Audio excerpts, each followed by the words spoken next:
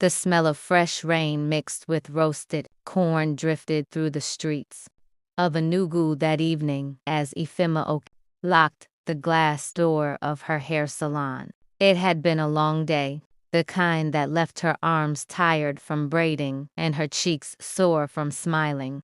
Her salon, crown, and glory, sat near the junction where taxi drivers always shouted destinations. Like choir leaders, Coal Camp, Holy Ghost, Abba. The noise had become background music in her life. At 29, Ifeoma was proud of what she had built. Her business was growing. Her small team of girls respected her, and her clients called her Madam Gold Hands. But as the months went by, one question kept returning like an unwanted visitor. Greater than, when will you marry now? You're almost 30. Oh, she'd laugh it off and say, when God provides the husband, I will sow the asawebi myself. But deep inside, she knew the laughter hid loneliness. That night, just as she dropped her phone on the bedside table, it buzzed. Unknown number.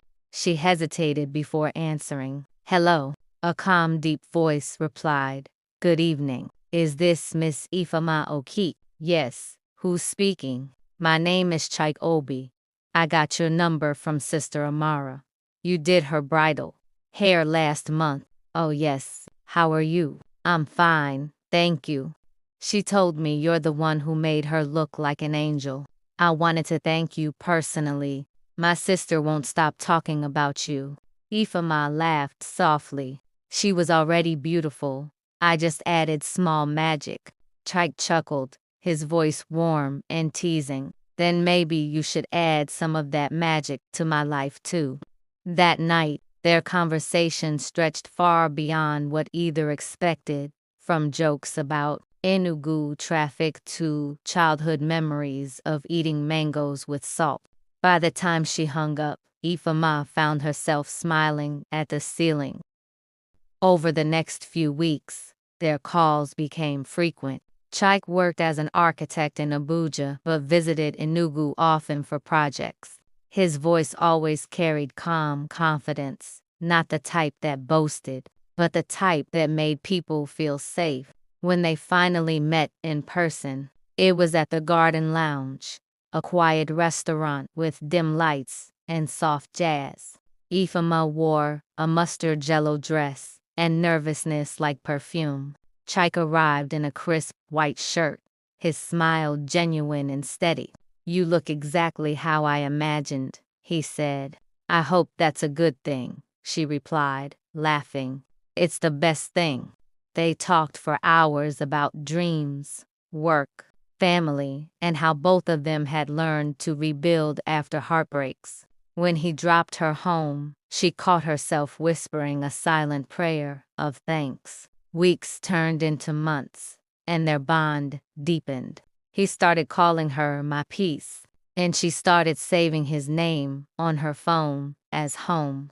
Then one quiet evening, as they sat outside her salon eating suja, Chike said softly, Ife, I want you to meet my mother. The stick of suya froze halfway to her mouth. Meeting a Nigerian mother wasn't a casual step. It was a declaration.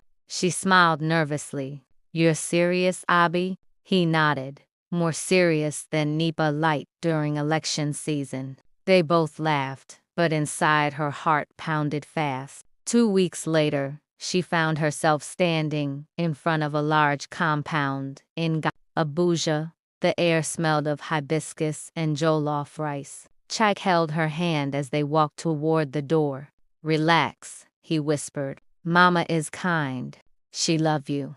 But Ifeoma wasn't sure. Nigerian mothers were unpredictable kind today, suspicious tomorrow. Inside the sitting room, Mama Obi sat in her wrapper and lace blouse, elegant even in her 60s. Her eyes were sharp, the kind that missed nothing. Welcome, my daughter, she said politely, studying Ifeoma from head to toe. Good evening, Ma, Ifeoma greeted, kneeling slightly as tradition demanded. Mama smiled faintly, but didn't return the warmth. Sit down. So, you're the hairdresser my son has been talking about, eh? Yes, Ma. I run my own salon in a new. Mama nodded slowly, lips tightening. You must be very hardworking. Yes, Ma. I try my best. The rest of the evening flowed with small talk, food, weather, business.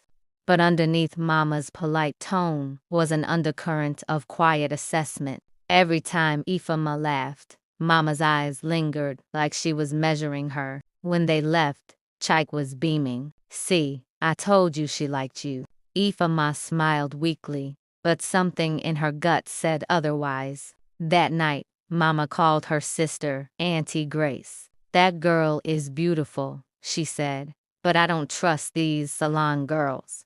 Always surrounded by men, always hearing gossip. My son deserves a wife from a good family, not one that works with vanity.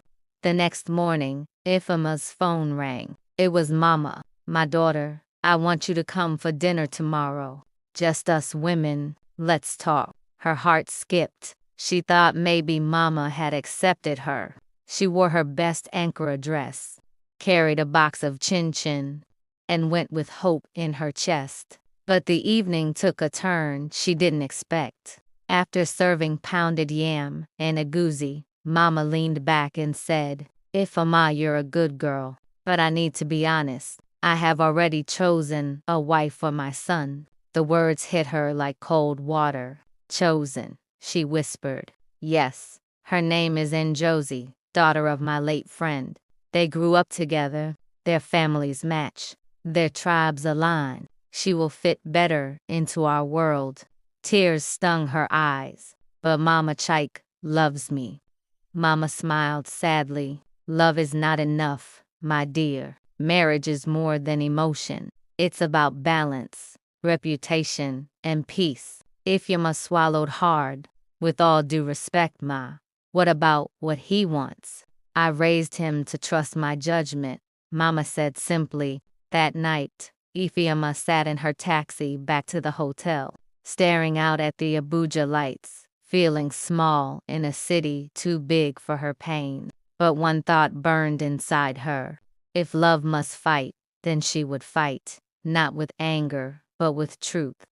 The evening sun slipped behind the Enugu hills, painting the sky in shades of burnt orange and copper. The hum of traffic mixed with the laughter of young men gathered around suya stands. Ifeoma locked the door of her salon, crown and glory, and leaned against the wall for a moment, watching life move around her. She loved this time of day when the noise softened and the city exhaled. She tucked her earnings into her small purse and began the walk home.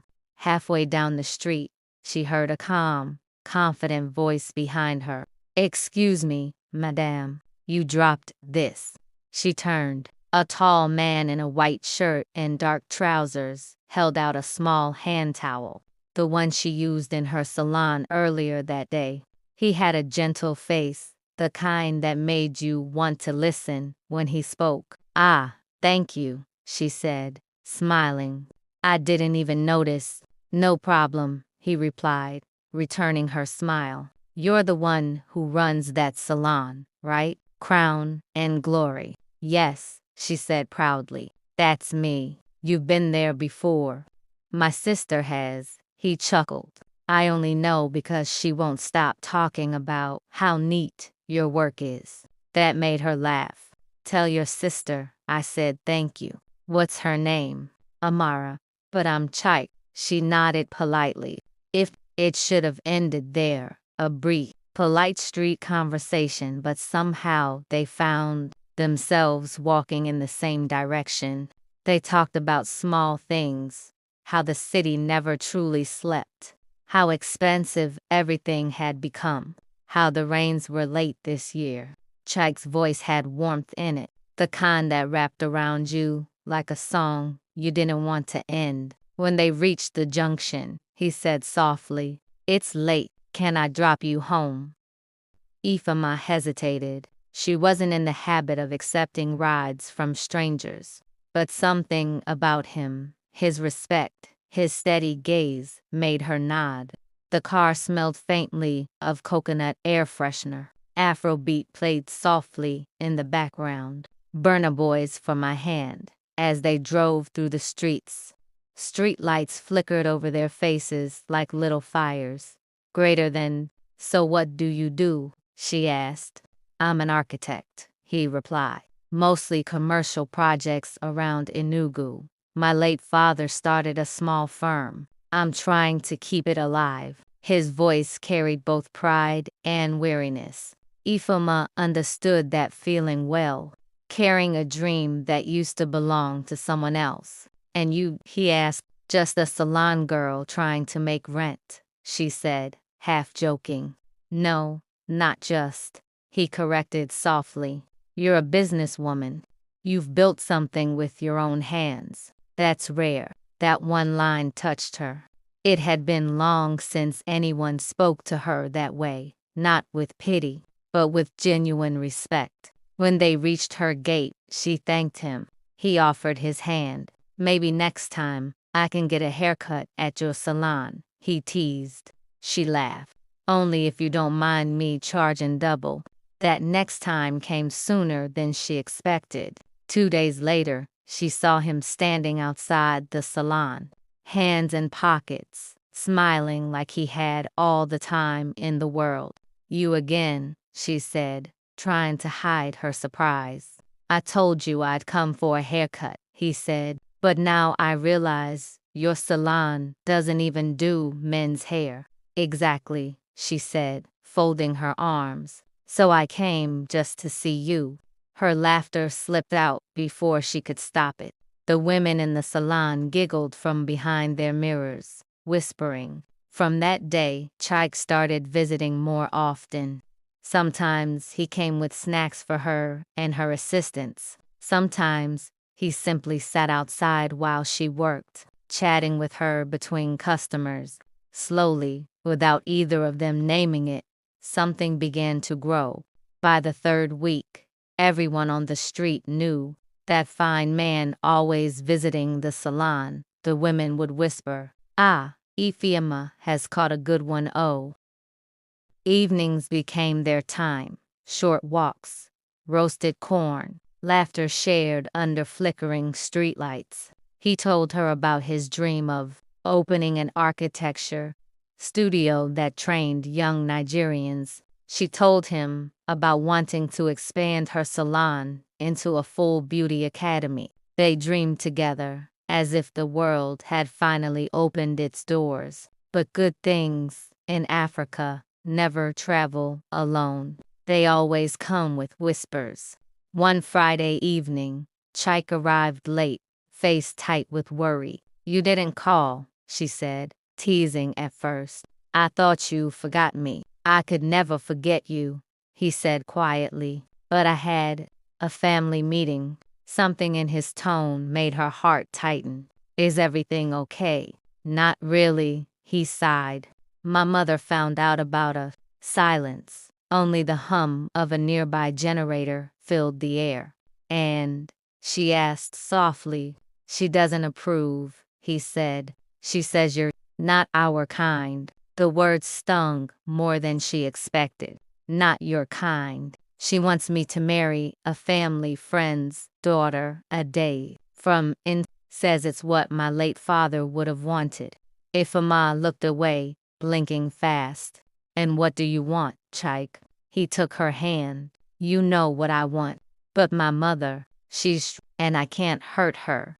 For a long moment, neither of them spoke. The air smelled of dust and diesel, the night pressing close around them. Then she whispered, maybe love is supposed to fight back.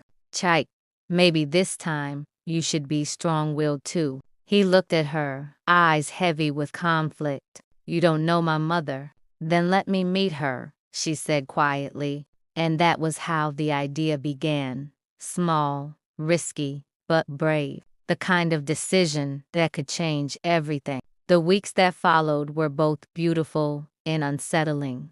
Chike became a steady presence in Ifeoma's life, always kind, always patient. He would bring roasted plantains to her shop after work, sometimes stay to help her close, and other times simply sit and listen to her talk about fabrics and colors. But even in the gentleness of his presence, Ifeoma could sense an unspoken heaviness, something that lingered behind his calm smile. One Friday evening, as the air buzzed with the sound of generators and the smell of fried yam from the street vendors filled the air, Chike arrived at her shop with a quiet expression. He leaned against the doorway, watching her fold new Angkora dresses. "You've been quiet," she said softly, without looking up. He smiled faintly. "I've just been thinking about what." He took a deep breath. "My mother." Ifeoma stopped folding. That one sentence had the weight of thunder. She turned slowly to face him. "What about her?" "She wants to meet you," he said, voice gentle but serious. Her heart skipped. "Meet me?" He nodded. "Yes. She's been asking questions, a lot of them. I told her about you, about your shop, your kindness. But, Ifeoma," he paused, rubbing the back of his neck. "You know how our mothers can be." Ifeoma sighed and sat down. "Let me guess, she already picked your wife for you." Chike chuckled nervously. "Something like that." Outside, thunder rumbled softly as the evening sky turned purple. Inside, the two sat in silence, the only sound, the hum of the fan. Ifeoma's chest tightened. She had heard this story before. "So what are you going to do?" she asked. "I don't know yet," he admitted, "but I want you to meet her. I want her to see what I see." That night, Ifeoma lay awake, listening to rain tapping on her window. She wasn't afraid of meeting Chike's mother. She was afraid of losing him to her. 2 days later, Sunday afternoon, she found herself standing in front of a large old house on the outskirts of Enugu. The air smelled of wet earth and hibiscus flowers. She wore a soft yellow dress, simple but elegant, and carried a basket of homemade chin-chin as a gift. Chike stood beside her, reassuring smile on his face. "Relax, she like you." Inside, the house was filled with the aroma of stew and the faint sound of gospel music. His mother, Mama Inke, appeared from the kitchen, tall, graceful, with eyes sharp enough to read truth from silence. "So this is the woman my son talks about," she said, her voice calm but firm. "Yes, Ma," Ifeoma greeted respectfully, kneeling slightly as tradition demanded. Mama smiled faintly. "You're welcome, my dear. Sit down." They exchanged pleasantries, and soon plates of rice and egusi soup appeared on the table. The lunch began pleasantly, but Ifeoma could feel the older woman's eyes studying her with quiet calculation. After a while, Mama spoke. "You have no husband, no children?" Ifeoma shook her head. "No, Ma." Mama nodded slowly, then placed her spoon down. "And your family, where are they from?" "Nsuka, Ma. My parents passed some years ago, but I have 2 younger brothers." There was a long pause. Mama looked at Chike, then back at If. "You're a strong woman," she said. "But strength is not everything. Marriage is not only about love, it's about family, legacy, and roots." Ifeoma lowered her gaze. "I understand, Ma." But Mama wasn't finished. "My son is my only child. His father's people expect him to marry from our village, a good Christian girl with family we know. That is how we keep the bond." The silence that followed was heavy. Even the sound of the ceiling fan felt loud. Mama Chike started. "Ifeoma is." "I know who she is," Mama interrupted gently. "A hard-working woman. I see it in her eyes. But life is not only hard work. Some paths are not meant to cross, no matter how kind the travelers are." Ifeoma felt her throat tighten, but she forced a smile. "Thank you, Ma. I understand your concern." Mama nodded, her tone softening. My dear, don't misunderstand me. You are welcome here, anytime. But don't let my son make promises that will bring you pain later. The rest of the visit went quietly. When they left the house, the evening sun was fading, and the air smelled of rain again. Chike didn't speak until they reached the car. I'm sorry, he whispered. Ifeoma smiled sadly. Don't be. She's a mother. She wants what she thinks is best for you. He clenched the steering wheel. But I know what's best for me. She looked out of the window, watching the fading trees. Sometimes, she said softly, love alone isn't enough. For days after that visit, Ifeoma threw herself into her work, sketching designs, cutting fabrics, laughing with her customers, but behind every smile, she felt an ache that wouldn't leave. Chike still came by, but his eyes were heavy, his laughter slower. One evening, he arrived unexpectedly, holding a box. I got you something, he said quietly. Inside was a beautiful necklace made from coral beads. It belonged to my grandmother, he said. I want you to have it. Ifeoma's eyes widened. Chike, this is too much. No, he interrupted gently. It's my way of saying, I'm not giving up. I don't care what my mother says. Her eyes glistened. You think love can fight tradition? He smiled sadly. It has to try. She reached out, took his hand, and whispered, then we'll try together. That night, under the quiet hum of the generator and the distant sound of drums from a wedding nearby, Ifeoma felt a small flicker of hope. Maybe, just maybe, love could still win. Morning light spilled into the streets of Enugu like a gentle blessing. Birds chirped from the mango trees, and the hum of early traffic mixed with the soft rhythm of life. Ifeoma stood in her salon, quietly rearranging fabrics, lost in thought. The coral bead necklace rested around her neck, Chike's gift, and every time she touched it, she remembered his words. It has to try. But she hadn't seen him in days. The silence had stretched longer than she expected, and with every hour, doubt began to creep in like fog. Maybe his mother's words had sunk deeper than he realized. Maybe love, no matter how strong, could not uproot tradition. Then, one bright Thursday afternoon, she heard a familiar voice outside. Her heart skipped as Chike stepped through the door, dust on his shoes, his face glowing with quiet determination. You came, she whispered. He smiled. I had to. He looked tired, but his eyes were steady. I went to the village, he said, voice soft. I needed to speak to my mother again, properly. Ifeoma's breath caught, and he stepped closer, the faint scent of rain and dust around him. She listened. At first, she said the same things: family, blood, legacy. But then I told her something I'd never said before. I told her what love had done for me. He took her hand.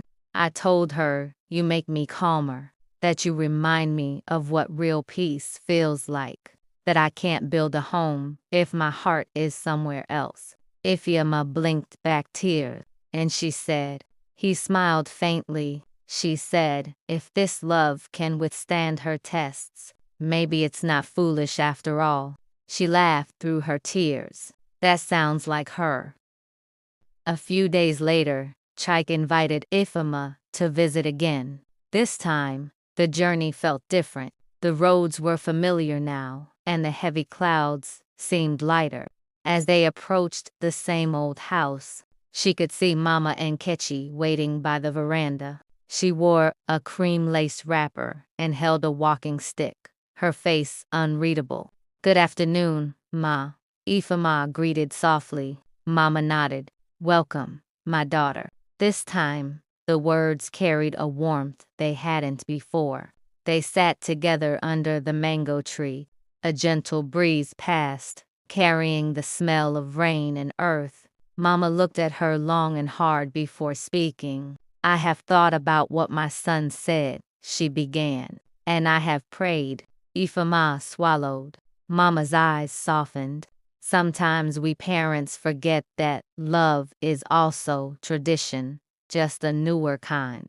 You remind me of my younger self, child, strong, proud, and too stubborn to let life tell me who to love. Ifeoma's lips trembled. Thank you, Ma. Mama smiled faintly. Don't thank me yet. Love is not only joy, it is responsibility. But if you are ready for both, she paused, turning to Chike. Then who am I to stand in your way? Chike grinned, his face lighting up with pure relief. Thank you, Mama. Mama chuckled softly. Go on then, my children. Make something beautiful out of this madness. The weeks that followed moved like a dream. Ifeoma's salon flourished. New customers came, praising her designs and cheerful smile. Chike started helping part-time, handling deliveries, and teasing her that he was the assistant tailor there. Laughter filled the small space daily. Every evening, as the sun dipped behind Inuk's hills, they would sit outside eating roasted corn, talking about everything from future dreams to small joys. One night, Chike pulled out a small box. Ifeoma, he said, voice soft but steady. You once told me, love must try. We've tried, and it worked. Inside the box was a simple gold ring, gleaming in the faint light. Her eyes widened. Chike. He took her hand. Marry me, not because it's easy, not because it's perfect, but because it's ours. Tears rolled down her cheeks as she nodded. Yes. From the corner of the salon, Auntie Neka, her neighbor, who always peeked in at the right time, screamed, hey, finally, and clapped her hands, summoning half the street to celebrate. Before long, music filled the air, talking drums, laughter, the rhythm of joy echoing through the night. A few months later, the wedding day arrived. The small church was decorated with bright kente cloth and palm leaves. Women in colorful jellies danced down the aisle, ululating in celebration. Chike wore a crisp white wig. Ifeoma glowed in a coral-beaded gown she had stitched herself, every thread woven with meaning. Mama Nkechi stood proudly beside her son, tears glistening in her eyes. When the priest asked who gave the bride away, Mama stepped forward. With all my heart, she said. The crowd cheered, drums rolled, and Ifeoma's smile shone like the morning sun. As the sun set over in Ifeoma and Chike stood outside the church, holding hands. The air smelled of jollof, rice, palm wine, and happiness. Children danced barefoot nearby, their laughter rising like music. Chike leaned close. You know, when I first saw you at that salon, I didn't know life was about to change. Ifeoma smiled, and I didn't know love could be this real. He brushed a tear from her cheek. We did it, She nodded. We did. They stood there as the drums beat louder, surrounded by family, friends, and a sky that glowed orange and gold. Somewhere in the crowd, Mama Nkechi clapped and laughed, shouting above the music, love wins after all. And for the first time in a long while, everything, the earth, the wind, the hearts felt in perfect harmony.